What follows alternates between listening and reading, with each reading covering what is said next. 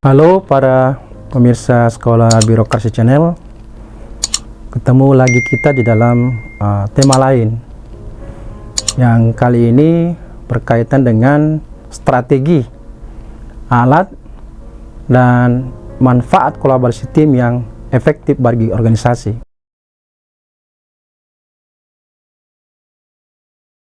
Hari ini kita tidak bisa lagi tidak mengakui bahwa era informasi telah mengubah cara kita hidup, berpikir, dan bekerja.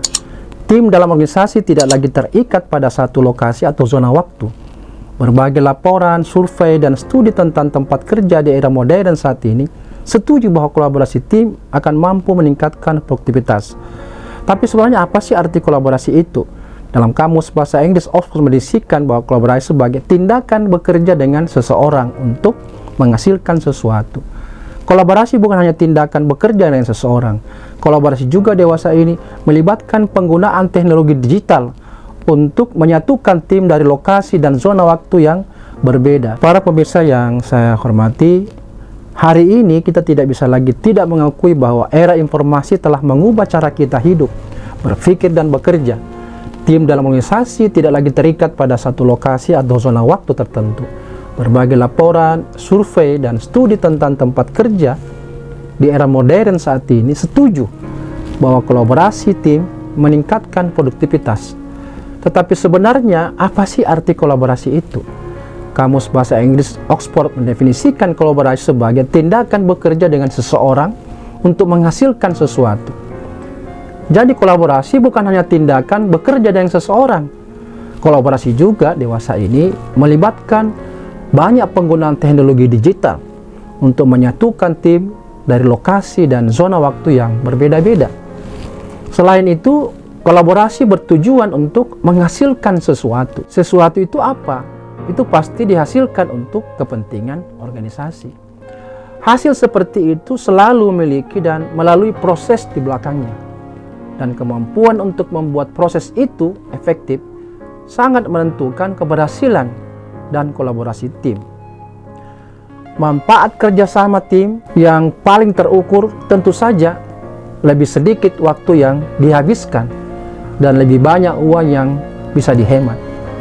Tidak mengherankan bahwa tim yang efektif itu mampu menyelesaikan tugas-tugas penting yang lebih cepat dan memenuhi tenggat waktu lebih efisien daripada bekerja secara individu.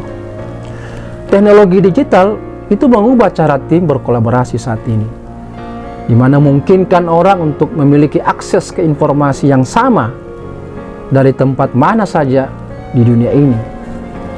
Yang sangat penting bagi organisasi dengan tim yang tersebar luas akibat bantuan daripada teknologi digital. Konferensi lewat video biasanya mengurangi waktu yang dihabiskan untuk rapat dan menghilangkan biaya perjalanan yang mahal. Sarana digital saat ini adalah salah satu solusi yang kuat untuk berkomunikasi dan berkolaborasi di dalam organisasi. Ide-ide menggunakan sarana instant messenger untuk komunikasi bukanlah hal baru. Betapa bermanfaatnya komponen kolaborasi dari sebuah program. Nah, kemampuan untuk berbagi file yang berukuran besar dengan mudah bisa dilakukan. Riwayat percakapan tanpa batas dan panggilan audio dan video gratis, berbagai integrasi dengan alat kolaborasi dan produktivitas lainnya, menghadirkan semua informasi yang Anda butuhkan di satu tempat. Menjadikan sarana bagi tim yang sangat populer saat ini untuk berkolaborasi, memberi anggota tim kesempatan yang sama untuk berbagi ide, membantu organisasi Anda menjadi organisasi pembelajar. Anggota tim mulai memahami dan menghormati keragaman dengan lebih baik, membuat keputusan yang berfokus pada tim, memimpin tim untuk mencapai tujuan bersama bisa dilakukan dengan cepat. Tantangan kolaborasi tim, manfaat kolaborasi tim itu cukup menentukan, tetapi ada harganya. Nah, berikutnya adalah beberapa tantangan yang mungkin dihadapi organisasi atau birokrasi Anda di dalam membuat kolaborasi menjadi efektif.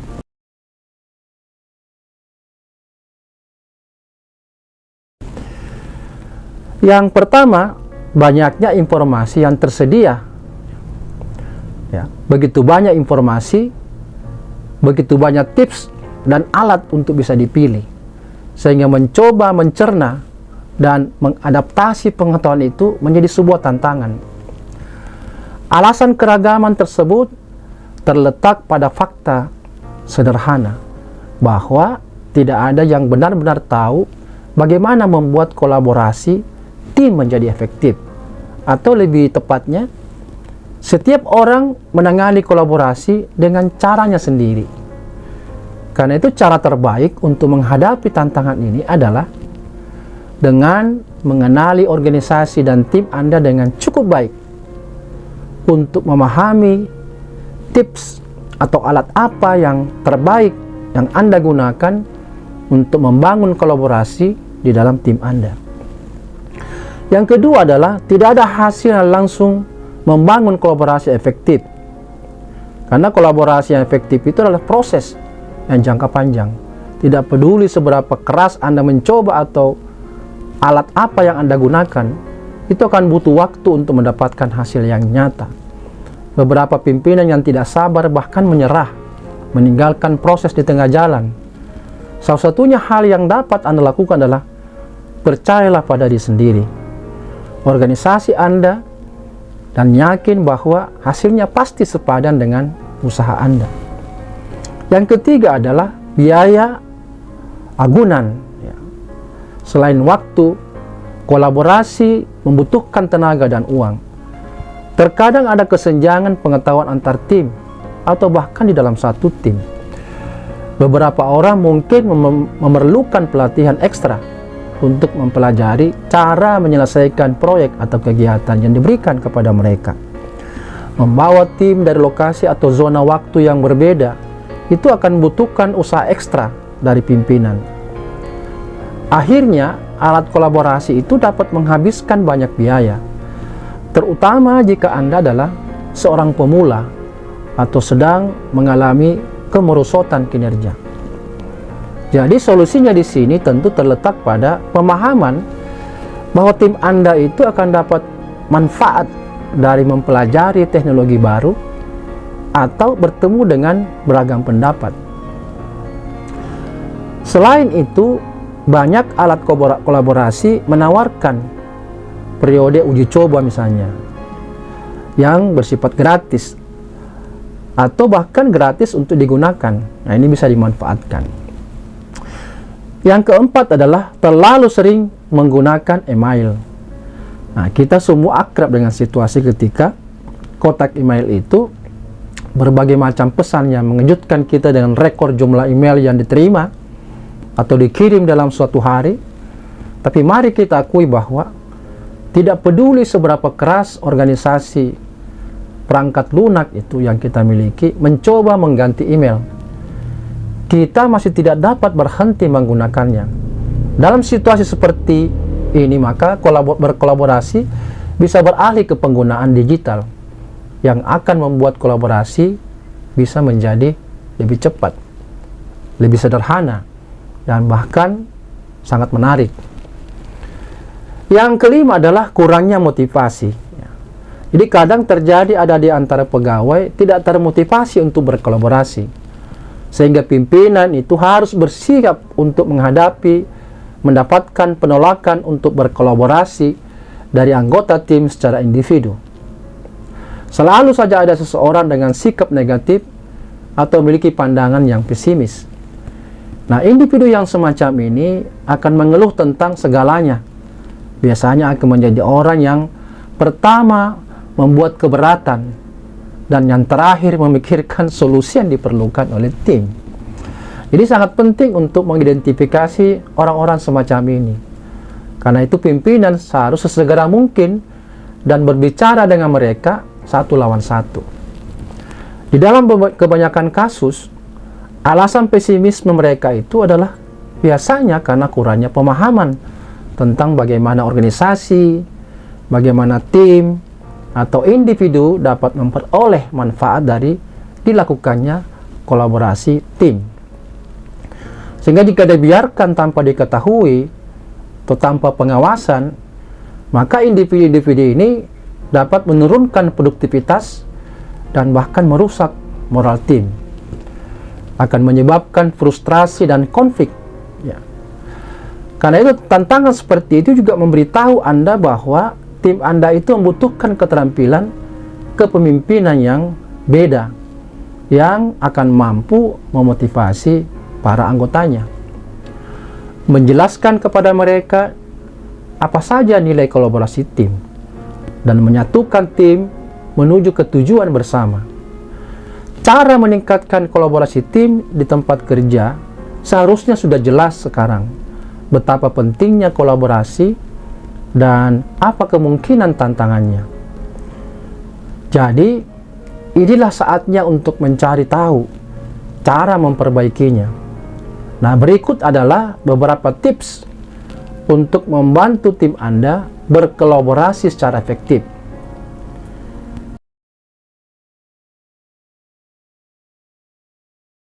Pastikan anggota tim Anda berkomunikasi satu dengan yang lain. Tips tersebut yang pertama adalah menjadi contoh. Jadi tidak perlu dikatakan bahwa keberhasilan kolaborasi tim itu sangat tergantung pada dukungan dari pimpinan organisasi. Pastikan untuk menciptakan lingkungan yang mendukung untuk berkolaborasi dan membangun budaya kolaboratif di setiap tingkatan organisasi. Anggota tim tidak perlu takut untuk berbicara dan berinteraksi dengan rekan kerja dan juga kepada pimpinannya. Juga tidak mungkin untuk memaksa anggota tim Anda itu bekerja sama. Nah, kolaborasi yang efektif tidak dapat terjadi kecuali pegawai mempercayai organisasi dan sebaliknya merasa dipercaya. Harus selalu diingat bahwa hubungan yang mendukung menentukan kesuksesan kolaborasi tim Anda di masa depan itu menjadi sangat penting. Yang kedua, tetapkan tujuan yang jelas. Setiap tim yang efektif perlu memahami apa tujuan bersama dan bagaimana tujuan ini diukur serta apa yang harus menjadi fokus daripada tim. Tetapkan harapan yang realistis, karena jika tidak, maka tim Anda akan menemukan frustrasi alih-alih kesuksesan yang akan bisa diraih. Yang ketiga adalah tentukan peran dan tanggung jawab anggota tim. Harus memahami para anggota tim ini peran dan tanggung jawab mereka di dalam lingkungan kolaboratif. Karena itu jangan lupa untuk selalu meninjau peran ini, mengambil suatu pendekatan individual untuk setiap anggota tim. Selain itu, agar dorong anggota tim untuk mampu mengambil lebih banyak tanggung jawab dan selalu siap mendukung mereka. Jika mereka menghadapi tantangan, dukunglah mereka untuk mencari solusinya. Yang keempat adalah atur prosesnya. Tidak ada peluang untuk lingkungan kolaboratif kecuali Anda mengatur proses kerja. Selain memberikan dukungan, membangun kepercayaan, memperjelas peran dan tanggung jawab anggota tim, maka tugas Anda adalah menyediakan platform bagi tim untuk mau berbagi ide atau memberikan umpan balik. Karena itu cobalah untuk menyertakan anggota tim Anda di dalam berbagai pengambilan keputusan besar terkait proyek yang sedang mereka kerjakan. Izinkan tim untuk mengkomunikasikan status pekerjaan secara real time. Jika organisasi Anda memiliki tim yang berjarak jauh, Anda perlu menggunakan alat manajemen proyek yang tepat, yang mendukung metode yang memberikan fleksibilitas kepada organisasi. Tentu hal ini akan membantu Anda menciptakan lingkungan kolaboratif, menjaga banyak tim agar tetap fokus pada tujuan yang sama. Langkah efektif yang kelima adalah tingkatkan kolaborasi Anda. Budaya kolaboratif tidak hanya membutuhkan organisasi dan pemahaman jelas tentang proses bisnis, tetapi juga sangat tergantung pada alat yang Anda gunakan untuk meningkatkan komunikasi di tim Anda. Tujuan dari alat kolaborasi adalah untuk membantu tim Anda mencapai tujuan bersama dan untuk meningkatkan tentu adalah produktivitas, membuat tugas rutin lebih cepat dan lebih mudah untuk diselesaikan. Saat ini ada beberapa, bahkan ratusan alat yang dapat Anda pilih.